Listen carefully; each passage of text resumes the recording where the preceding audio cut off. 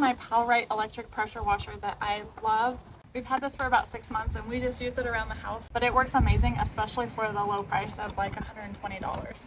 This is my 18-inch surface cleaner. This was actually gifted to me from the company to try out, and it was so useful and so helpful for surface cleaning that we just decided to keep it. Our walkway is looking super dirty from all the wind and rain, so we're going to clean this up today using the surface cleaner and then just the regular pressure washer wand. Let's get to it.